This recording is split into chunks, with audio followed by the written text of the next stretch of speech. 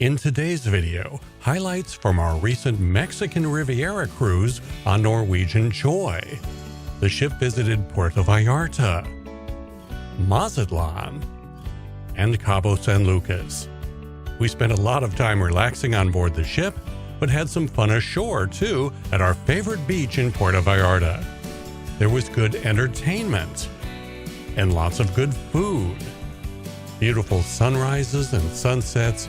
Basically a great week aboard one of the best cruise ships in the world, Norwegian Joy.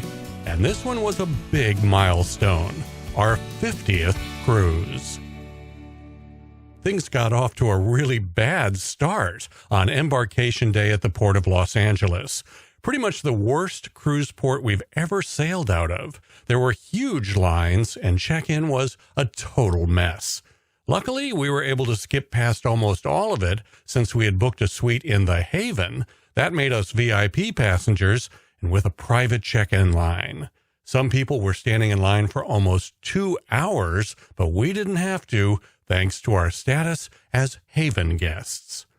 Once on board, we were ushered into the serenity of the Haven restaurant for some drinks and a nice lunch, where we could see the other passengers still waiting in those horrible long lines out at the pier. We were so glad to be in the Haven. After lunch, we stepped outside of the Haven for a minute, and that was a mistake. The craziness of embarkation day, and they were all frazzled after that mess on the pier. We quickly scooted back into the Haven, let the bartender mix up some nice drinks for us, and we stayed in the peaceful confines of the Haven for most of the rest of the day and night. The next morning, day 2 of our cruise, we had a beautiful sunrise, and I watched it from the Haven Observation Lounge, which is actually known as the Horizon Lounge. Only Haven passengers have access to this, and you can see it was completely empty at this hour. This was a sea day, and most of the Haven passengers probably stayed up a lot later than I did the night before. At home, I'm an early to bed and early to rise kind of guy, and even on vacation, I pretty much stick with that schedule. For lunch, we headed over to the American Diner. It's in the location that on some of the sister ships is a Margaritaville restaurant. If I was running NCL, instead of the American Diner, this would be a casual Mexican restaurant. After lunch, I walked up to the Haven Sun Deck to see what the conditions were. It's totally normal on a Mexican Riviera cruise that the weather on your first sea day will be a bit on the cool side. You're still not far enough south to be into the warm weather yet. At least, not in December. So no one was using the Haven Sun Deck, and they didn't need to put up any of the umbrellas. It was a beautiful sunset that night. Everyone was taking photos and enjoying the beautiful view. Once the sun was down, we headed to the Texas smokehouse known as Q. We had eaten at Q on the Norwegian Bliss during our Panama Canal cruise about 1.5 years earlier, so I knew it was going to be good.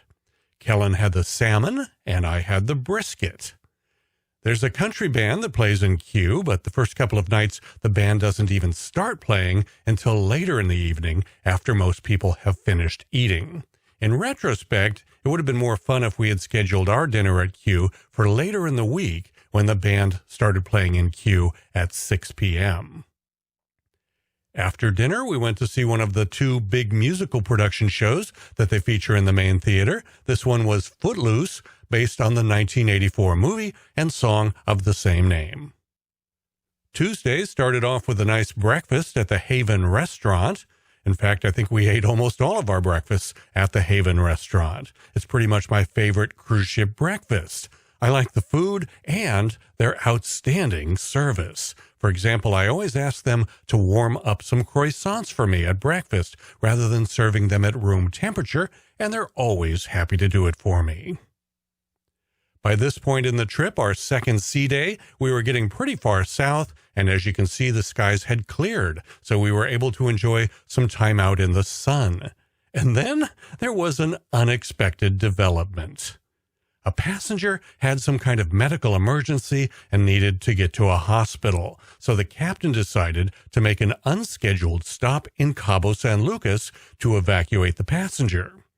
As we came around the end of the big rock formation there in Cabo San Lucas, there was a delightful little surprise for me. Look at that, it's Royal Princess, a ship we'll be sailing on about 8 months from now in Alaska. What a fun little surprise to see Royal Princess unexpectedly like that in Cabo. Next time I see her, my travel agent Caitlin Gallagher and I will be leading a group cruise for a big group of people in Alaska. I cannot wait for that. That is going to be a lot of fun. Carnival Miracle was also visiting Cabo on this day.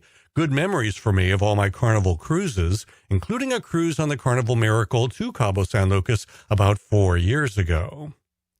Royal Caribbean's Vision of the Seas was also in Cabo.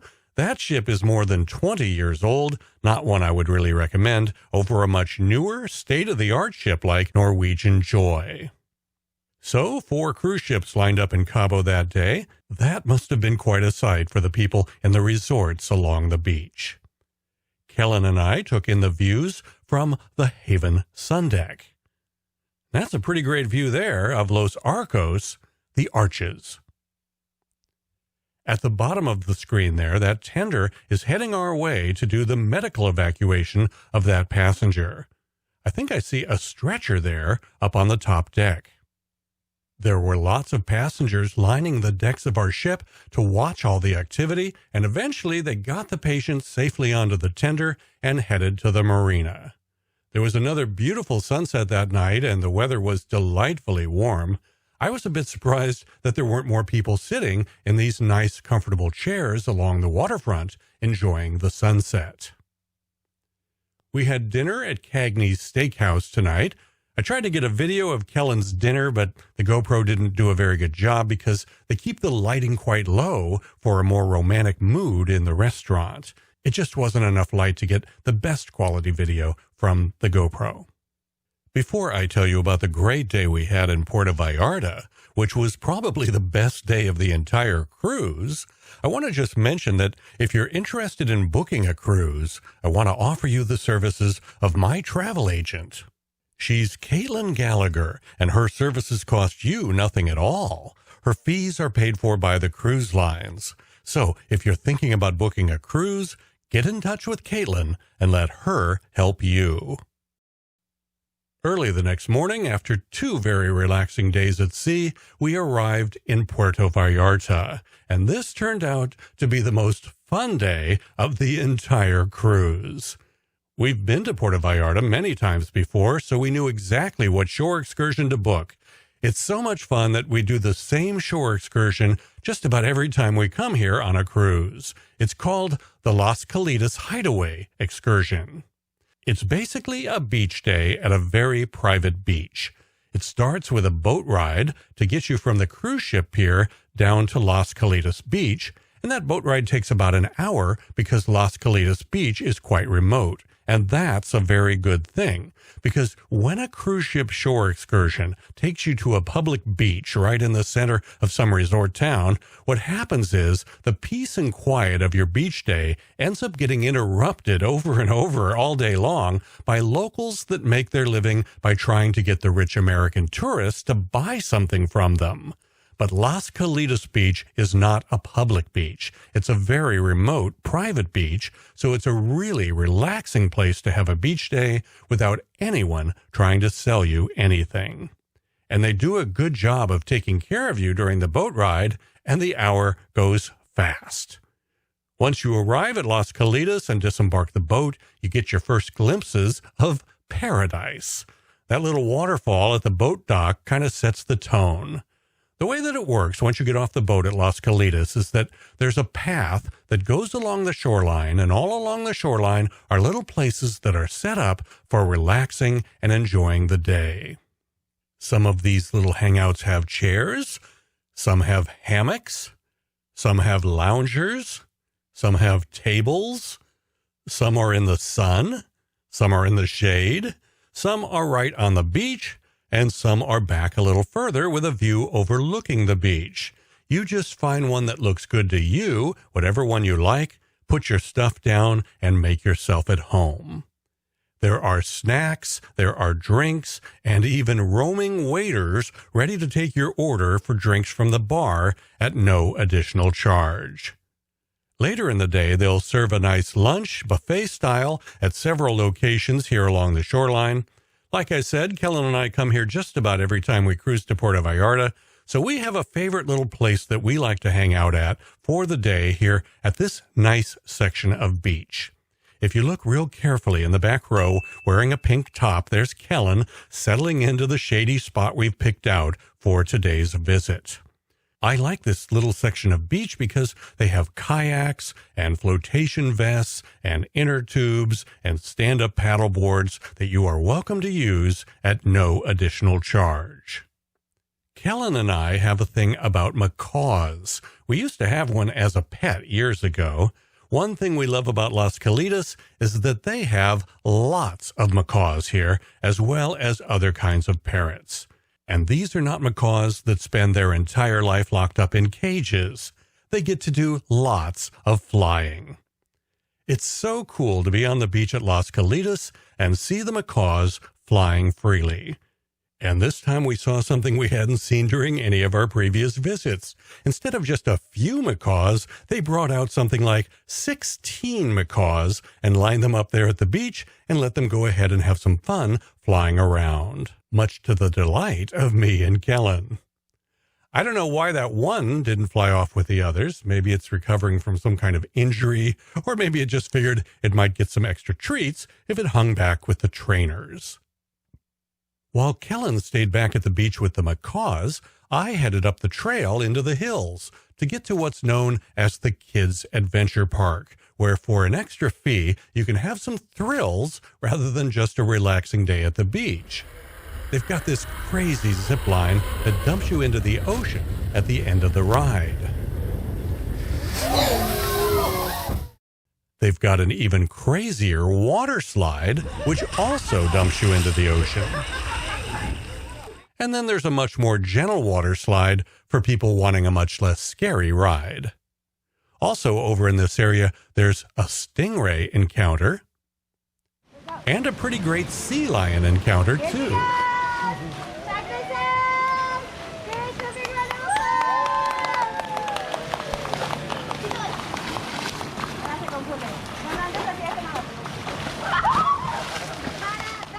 We had a great time at Las Caletas. I consider it one of the best cruise ship shore excursions. If you ever take a cruise to Puerto Vallarta, give this one a try. There's also a nighttime version called Rhythms of the Night. I've never tried that one, but if your cruise ship stays in Puerto Vallarta into the evening hours, it's one you might want to look into. As we returned from our Las Caletas excursion, we got a nice look at Norwegian Joy waiting for us there in Puerto Vallarta. This is a time-lapse video I shot from our balcony a little later in the day as the ship backed out from the pier there in Puerto Vallarta and then did a big 180-degree turn so that it was heading north towards our next port of call.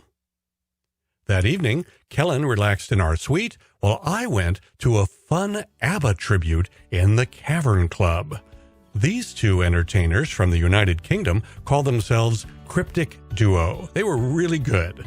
In 50 cruises, I've seen a lot of entertainers. I'd hire these two if I ran a cruise line. In a moment, I'll tell you about our day in Mazatlan and about the big surprise I had in Cabo San Lucas. There's a lot more to come in my story of this cruise on Norwegian Joy, so stick around through this very short break.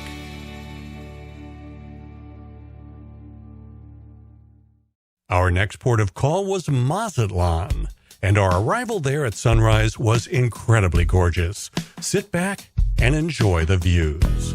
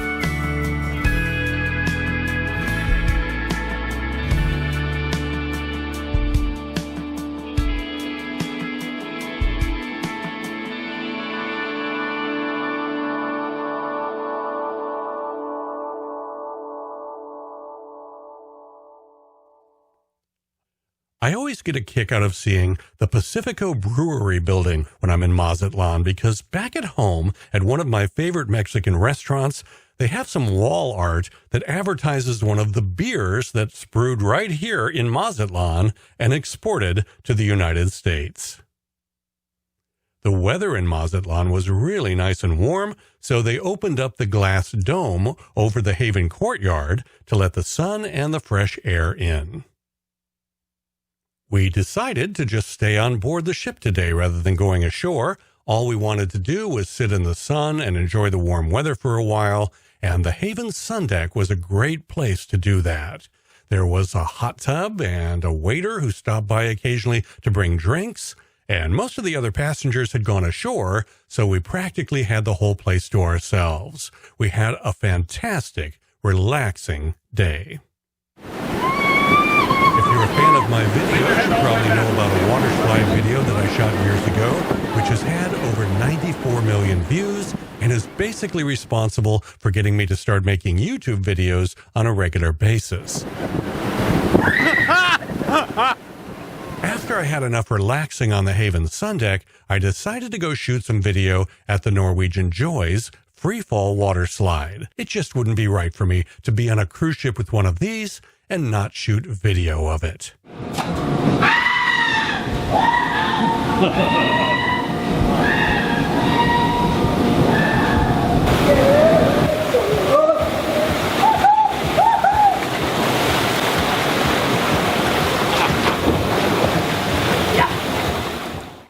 I even got to see a young lady get stuck at the top of one of the loops. Late that afternoon, as the Norwegian Joy sailed away from Mazatlan, we all enjoyed another very beautiful sunset with perfect warm weather, exactly the kind of thing I dream about when I dream about a cruise. That evening, we enjoyed listening to a pretty good musical group called Silent Shout. They did a show in the atrium featuring a lot of classic soul and Motown songs. There was also a fun little game show in the atrium called The Perfect Couple, which featured some pretty funny physical challenges that got a lot of laughs from the audience. The next morning, we arrived at our final port of call, Cabo San Lucas, right at the crack of dawn when the lights of the city were still on. We could see lots of fishing boats leaving the marina and heading out to sea. The sunrise was a beautiful sight once again. I got to see so many beautiful sunrises during this cruise, one benefit of being an early riser.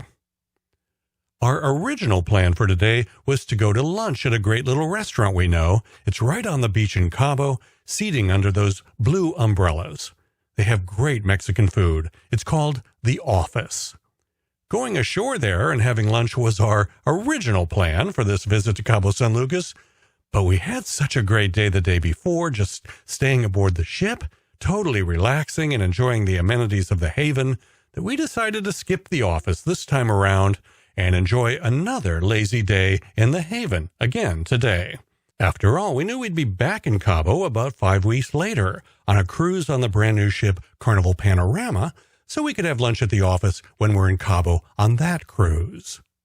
So I was enjoying the sunrise, shooting this little video of it, and the day took a very unexpected turn. Look at the horizon right about there. If you're watching on a phone, you won't even see it. On a big computer screen, you'll barely see it, but on the horizon there was a big cruise ship heading right at us. And eventually, it got closer and it became obvious that it was a Carnival ship, but I couldn't quite tell which one. Finally, it ended up pulling right next to us, stopping right in front of our balcony, and at that point, it was close enough to read the lettering and see that it was the brand new Carnival Panorama, which had just come out of the shipyard in Italy after completing construction. It sailed all the way across the Atlantic and all the way down south around the tip of South America, all the way up the west coast of South America and Central America, and it did all of that without any passengers on board. Its very first cruise with passengers was scheduled to be a few days from now in Long Beach, California, and here she was in Cabo, just a day or two away from arriving at her new home port in Long Beach and getting christened by her godmother and finally carrying passengers for the first time. It was a total surprise for me to see her. I'd be sailing on her 5 weeks from now. What a treat it was for a big cruise ship fanatic like me to be sitting on my balcony in the Haven on one of the greatest cruise ships in the world, looking out at another one of the greatest cruise ships in the world. Quite a sight. So Kellen and I spent a lazy day on board the ship, enjoying the views of Cabo San Lucas from the comfort of a lounger on the Haven sun deck, or sometimes from the jacuzzi on the Haven sun deck. And we had a few cocktails and just really enjoyed the warm weather and the relaxing day. Eventually, the Norwegian Joy had to get on its way. We had to be back in Los Angeles about 36 hours from now. And I had to be back at work at my real job about 60 hours from now. So the ship turned to the north, and we were on our way back home. Before the sun set, I headed up to the go-kart track to shoot a little video. There were some pretty young, inexperienced drivers on the track at that particular time. I got a kick out of seeing how much trouble some of them were having just getting through this one particular curve. It seemed to be a bit of a challenge for them. I guess it makes sense. These kids were young. They'd probably never driven a car before. This was their first experience driving, I guess. It was funny to watch. Speaking of funny, I'll show you something else I saw that made me laugh. It turns out that there's actually more than one go-kart track on board. I call this a grandpa go-kart, as in Grandpa let her use his electric scooter in the very empty Haven Observation Lounge. Good fun. Then next morning, another beautiful sunrise on our final day at sea. We jokingly call this guy our emotional support parrot. He comes along with us on a lot of our cruises now. You can see the coast of Baja California in the distance there as we head north along the coast, making our way back to Los Angeles. Besides the parrot, we had another companion. Carnival Miracle was racing us back to Los Angeles. As a guy that likes cruise ships, this is a pretty good view. The day before, in Cabo San Lucas, temperatures had been in the mid-80s. Today, as we got further north, it was 67 degrees, according to a little indoor-outdoor thermometer I like to bring with me on cruises. I placed this little wireless unit in a shady spot on our balcony, and that transmits to the second piece inside the cabin to let me know the temperatures. As the afternoon went on and we got further and further north, skies started to cloud up quite a bit more, and before long, we'd be back in California. Our 50th cruise was another great one. We liked it a lot. We had been under a lot of stress in the previous couple of months looking at real estate up in Washington State for after my retirement. We ended up buying a piece of property and arranging for a custom home to be built for us. That was all really stressful, so this very relaxing cruise came at just the right time for us, and it was very much appreciated and enjoyed. If you enjoyed this video, give it a thumbs up. Subscribe to my channel if you want to see my future cruise videos. Turn notifications on if you want to know about them the day each new video comes out. And I'll put some links up on the screen now to some of my other cruise videos that I think you would like.